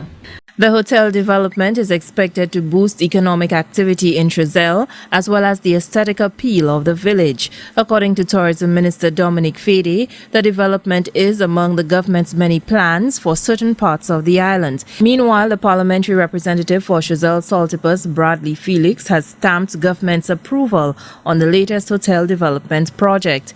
He boasts the economic potential that the project has for the constituency. We can see, this mixing of people and your guests, and that is very important for us. Again, I really welcome such an investment. Without going any further, I want to say welcome again to Choiseul. The government will continue to give you the kind of support that is required. We have begun our conversation, and I assure you that the government is behind your project, and we will continue to support you in every way that we can. I have experience from dealing with people in all sectors, particularly my more recent stint with the corporate commercial lending. And I have understood a lot of the challenges that there are in various sectors, and I believe I will be able to fit very well in any unit assigned to me. Mr. Speaker, when a government will spend $3 million to investigate the member for the Castries South East, they come up empty-handed and they still continue baseless accusations. Mr. Speaker, isn't that mind-bending? In light of the conditions of the village, of the countryside, of people's lifestyles here, what is important to them, what their skills are, and I highly value the skills that are found in Choiseul, especially, across the board. The capabilities are here for doing anything. I think Choiseulians have been running the hotels up north for the last few decades. So I don't think hotels is a strange foreign business here.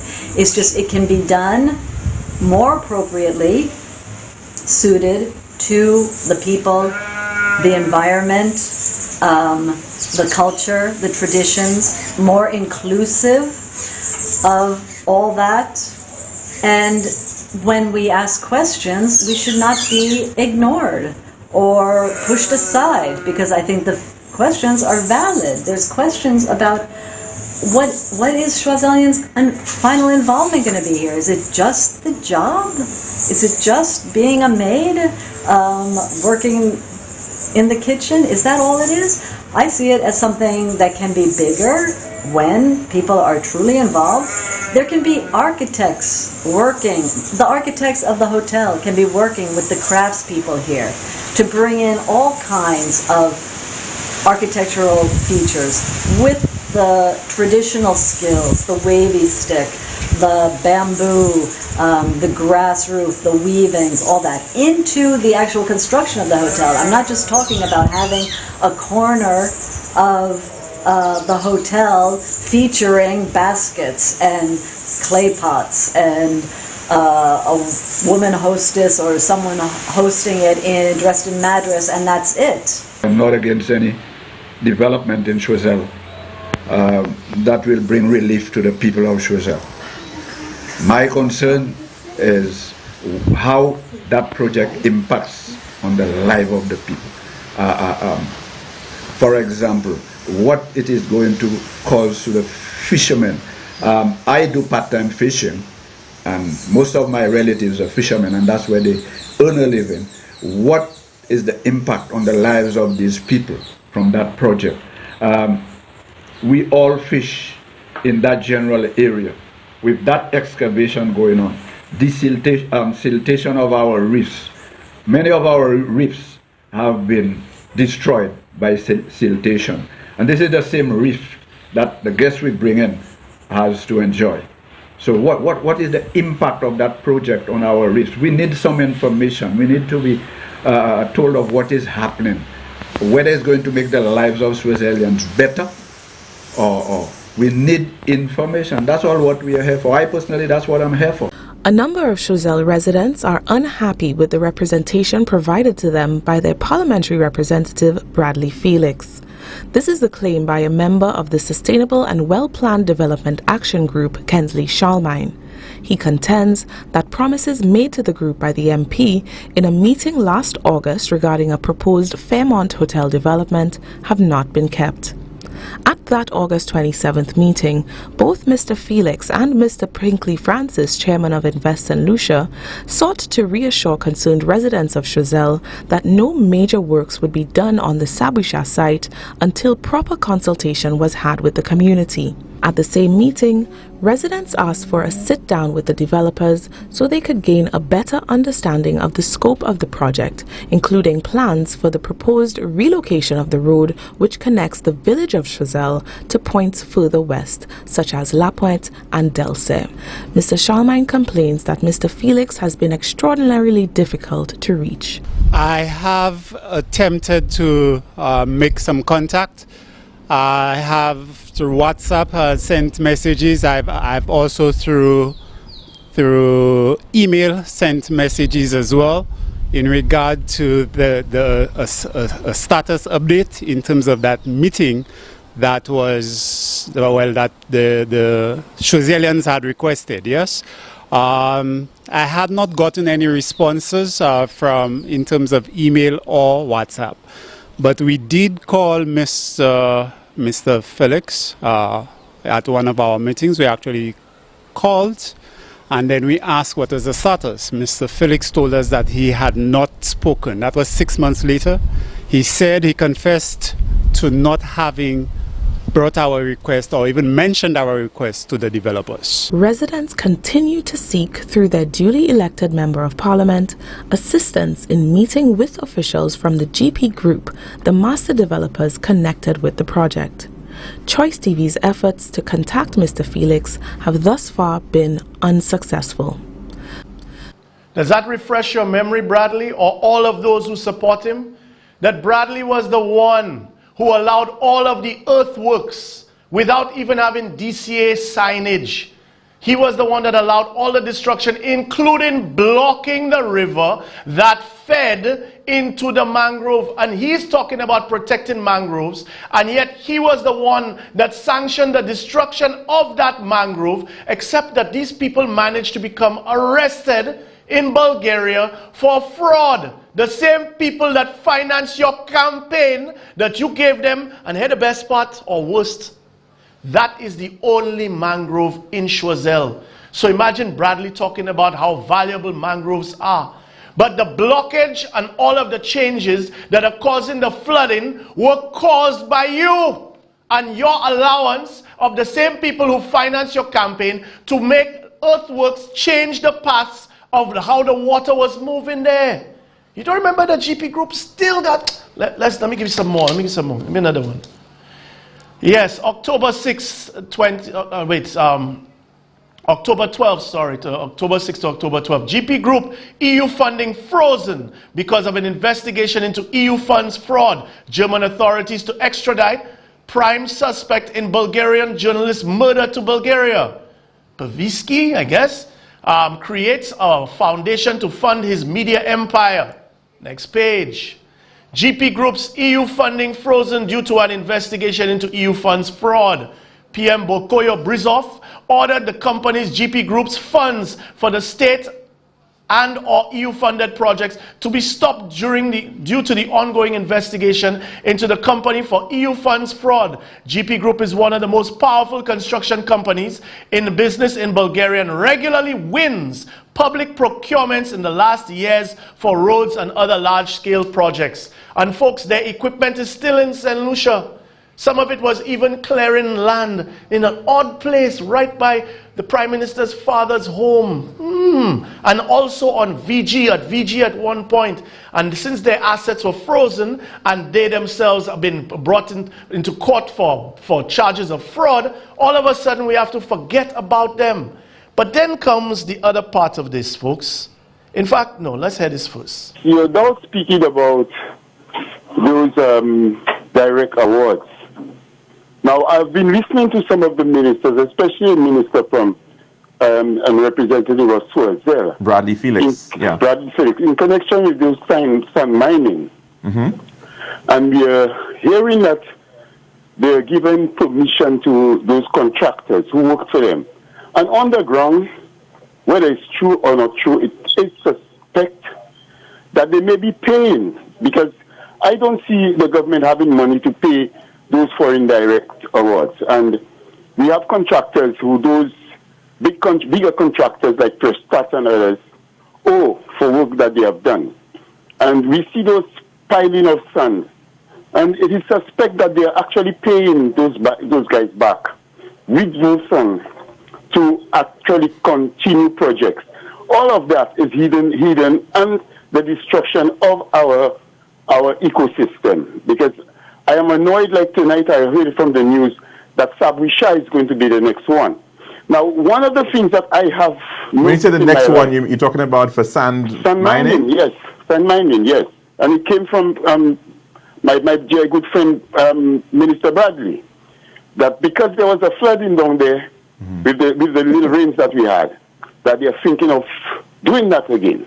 Like, what is to my mind is that scientifically, anytime the sea rises and water comes down, and those areas that we have, like Sabwisha, the last one that they pull up all over the sun for, that one in Vieux-Fort, the Vieux-Fort River, and if you notice that it's the Vieux-Fort River in the construction of the road, that they open up that basin so that the water can stay up there. What those guys don't understand is that when the sea rises, it stops the water, and we have those flooding. That is natural. And no matter whether they take off those sands from there, when the sea rises, we still have the flooding. So I wonder whether they're thinking of the ecological destruction that is being done when they take off all the sand that actually stops the sea when it rises, also prevents the sea from doing much damage. When they take off these things and it pulls out all our soil, and the Bagway beach where I'm going right now, because of the sand mining at PI, it has begun to pull out the sand from there. History tells me that when we had the dredging of Vieux-Fort Bay, that all the beaches, including Washado and all of those places, we lost the sand because the sea pulls back that thing back again. And I do not know why those guys do not look at those. What history has given us. Caller, I mean, just to begin with, the whole concept of it being done on the basis of desilting is clearly not a reality. Because if we know those watersheds and the way they're designed, there's no large floodplain. I mean, Choiseul is a lot of different ridges. People are living mostly on the ridges, right? And not in any way, the very narrow gorges through which those rivers run towards the sea. So there's not this massive issue in terms of flooding. When you talk about flooding as a problem and you want to be doing desilting, I mean, there's so many other places in St. Lucia which would probably get priority for that kind of work. But clearly, we have the quarries that have sand. We have all those sand banks in the center of the island that right now, that because those guys now have not been purchasing sand from those guys. I remember the road from Vieux-Fort to Soufrière. Sand was imported. You understand? The airport reconstruction, when it was resurfaced, stones and sand was imported. Well, maybe there's an intention to cut costs, caller. Maybe that's what's going on, that people are trying to cut costs, and as you said... They're cutting costs, and we will have to pay still. We'll have to pay. And St. Lucians must understand that it is we that is going to pay. So what is happening, folks? What exactly is happening? It's a simple explanation, whether you like it or not. Very, very simple explanation. Bradley is allowing his constituency to be plundered because he wants to do projects just like the rest of them so that he can vegle everybody and let them vote for him. In exchange for that, the constituency is being plundered, and now they already had plans because that United Pact thing was posted from before. They already had plans to go after Sabwisha, which he, in getting dirty, you cannot just stay there and be in the mud all the time. You are getting dirty. You have a whole set of pigs in cabinet. You are go get in the slop too. Well, the fact is that it was always there that the GP group, which was not even properly fully vetted from before, and then when they were vetted, they still let through. They were in league with you in your campaign, Bradley Felix. So the reciprocity for that was to let them do another bullshit project, which is why they did all that earthworks and destroyed the mangrove area and all that place in Sabwisha.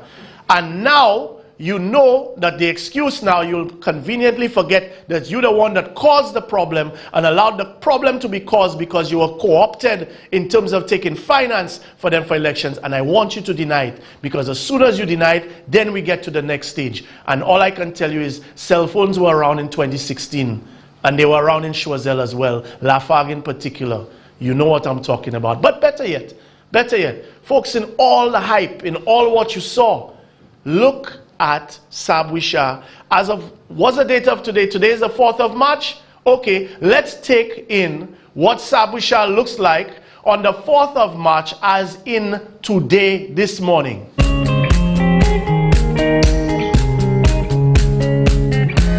My face above the water,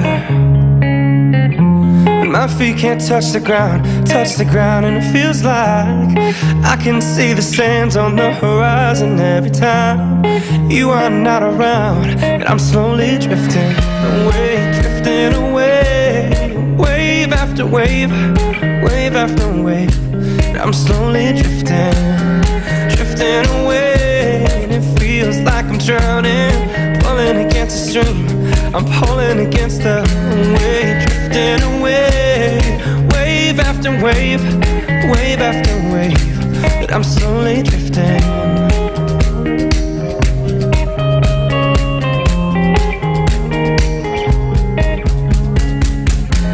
My face above the water,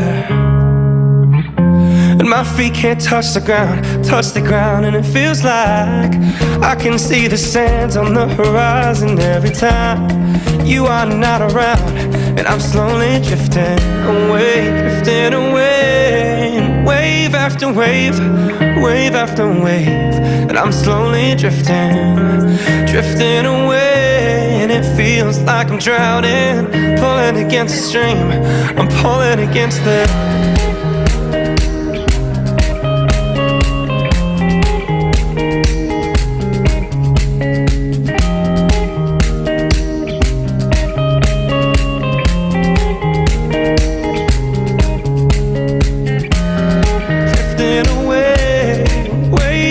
wave after wave, I'm slowly drifting away, and it feels like I'm drowning, pulling against the stream, I'm pulling against the...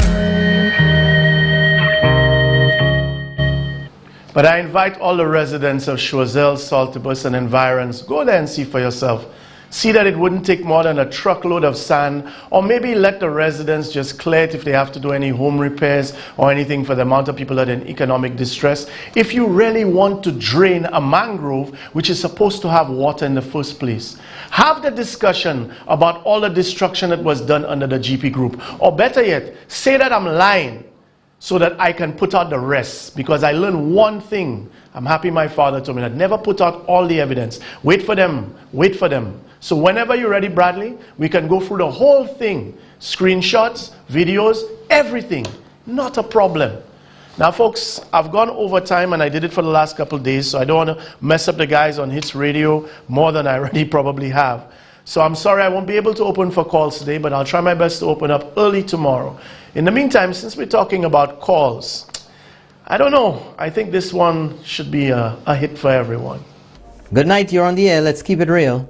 Yeah, so I just want to know how deep. Hello? Go ahead, caller. Yeah, how deep is your head of the Prime Minister's butt? You're spoiling it for people who want to make a real Flushmate, man. Flushmate, that's what you do. Oh, there's nothing better than that.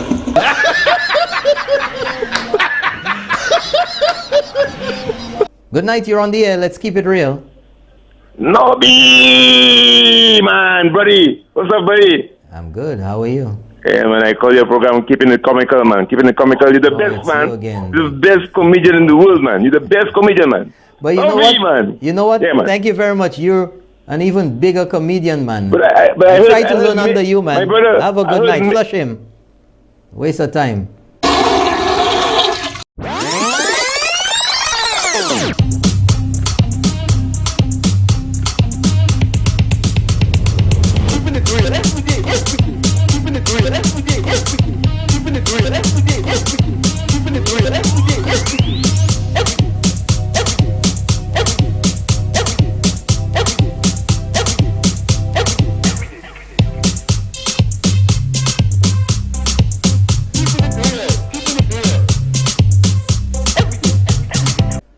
Bottom of the hour. We have one more. We have one more call coming through. Good night, you're on the air. Let's keep it real. Yeah, so I just want to know how deep. Hello? Go ahead, caller. Yeah, how deep is your head of the Prime Minister's butt?